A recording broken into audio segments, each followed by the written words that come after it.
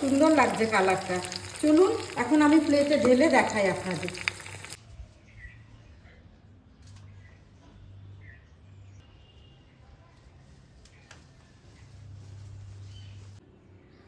নমস্কার, আমি সীমাস kitchen and লাইফস্টাইলে আপনাদের সকলকে স্বাগত।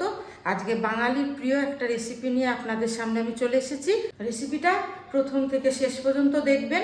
কিছু টিপস অ্যান্ড ট্রিক্স আপনাদের সঙ্গে শেয়ার করব, সেইগুলো আপনারা ফলো করতে থাকবেন। তাহলে রেসিপিটা খুব সহজেই আপনারা বাড়িতে বানাতে পারবেন, আর ওই রেসিপিটা খুবই সুস্বাদু হবে আর খুবই অসাধারণ খেতে লাগবে। দেখুন বন্ধুরা, এইখানে আমি মৌরালা মাছগুলো কেটে ধুয়ে বেছে সুন্দর করে রেখেছি। এই মৌরালা মাছের পাতুরি হবে লাউ পাতা দিয়ে। আপনারা চাইলে কলা পাতাতেও করতে পারেন, লাউ পাতা দিয়ে করলে স্বাদটা অসাধারণ হয়। লাউ পাতাগুলো খাওয়া যায় আর এই স্বাদটা খুবই ভালো হয়। মৌরালা মাছের পাতুরি করার জন্য যা যা জিনিস লাগবে আমি এখানে সব কিছু রেডি করে রেখেছি। এই প্যানে আজকে আমি মৌরালা মাছের পাতুরিটা রান্না করব। এতে সর্ষের তেল মাখিয়ে রেখেছি।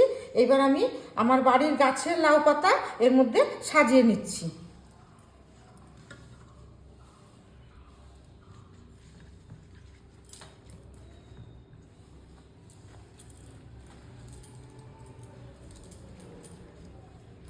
এই প্যানটাকে কভার করতে হবে, চারধারগুলোকেও ঘিরে নিতে হবে। এবার আমি মৌরালা মাছের পাতুরি করার জন্য এই মাছগুলোকে আর আলু পেঁয়াজ এইগুলোকে সব মশলা দিয়ে মাখিয়ে নিচ্ছি। প্রথমে আমি আলুগুলো দিয়ে দিচ্ছি,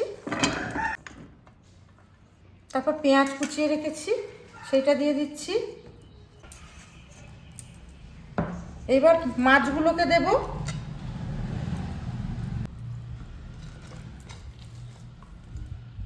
প্রথমে দিচ্ছি স্বাদ মতো লবণ,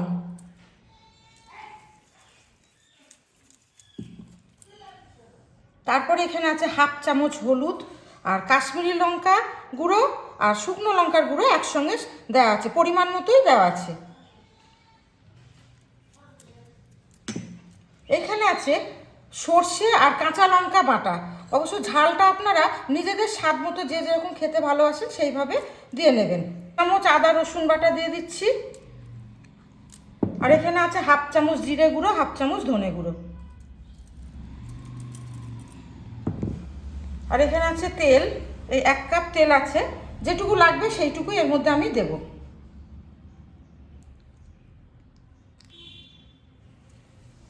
এবার এই মশলা, মাছ, আলু, পেঁয়াজ এগুলো সব একসঙ্গে ভালো করে মেখে নেব।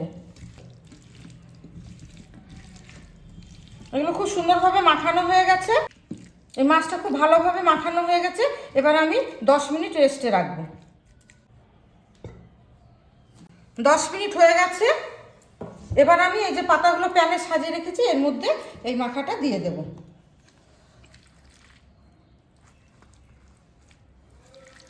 এটা অবশ্যই সর্ষের তেল দিয়ে মাখবেন, খেতে খুব স্বাদ হবে। মাছগুলো এই প্যানের মধ্যে আমি দিয়ে দিয়েছি। এবার আমি উপর থেকে একটু সর্ষের তেল ছিটিয়ে দেব। অবশ্যই এটা সর্ষের তেলে রান্না করবেন আপনারা, খেতে খুব সুস্বাদু হবে। এই পাতাগুলো দিয়ে এবার এটাকে ঢেকে দেব।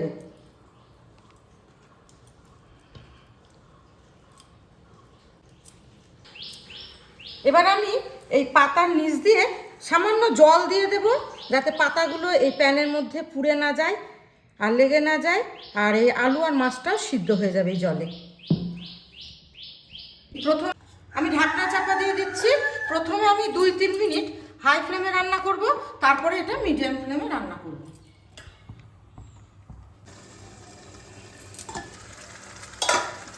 এবার আমি পাতাটাকে একটু নাড়িয়ে নিচ্ছি যাতে এই প্যানের মধ্যে লেগে না যায়। আর দেখুন বন্ধুরা, এই পাশ দিয়ে কি সুন্দর এই জল দিয়েছিলাম, মশলার এই তেলটা উপরে উঠে এসছে। এই মশলার তেলটা আমি এবার এই উপরে লাউ পাতাগুলোর উপর দিয়ে দিচ্ছি, যাতে এই লাউ পাতাটা ভালোভাবে সিদ্ধ হয়ে যায় আর খেতেও ভালো লাগবে। মাঝে মধ্যে এটাকে নাড়িয়ে দিতে হবে, তাহলে নিচে লাগবে না।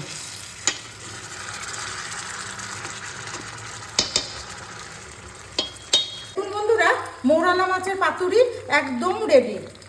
এটা থেকে একটা খুব সুন্দর গন্ধ বার হচ্ছে আর দেখতেও কতটা লোভনীয় হয়েছে, খুব সুন্দর লাগছে কালারটা।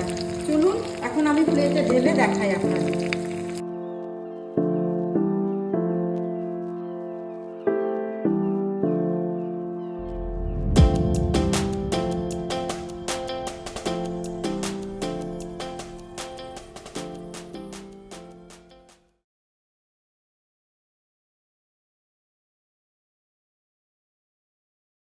বলো। বাবু খেয়ে দেখ কেমন হয়েছে। দেখে তো খুবই লোভনীয় লাগছে, গন্ধটাও খুব সুন্দর আসছে, দেখি খেয়ে কেমন লাগে। আহ, সর্ষের কি সুন্দর গন্ধ আসছে। এটা সর্ষে তো?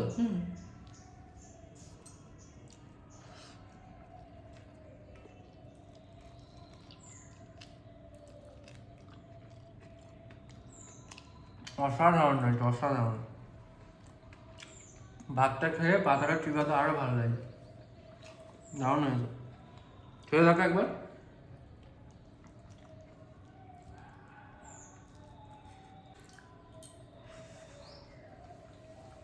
কেমন লাগছে? দারুণ। আমার খুব ভালো লাগে। ভিডিওটি ভালো লাগলে আপনারা কমেন্টে জানাবেন, লাইক করবেন, শেয়ার করবেন, প্লিজ সাবস্ক্রাইব করবেন।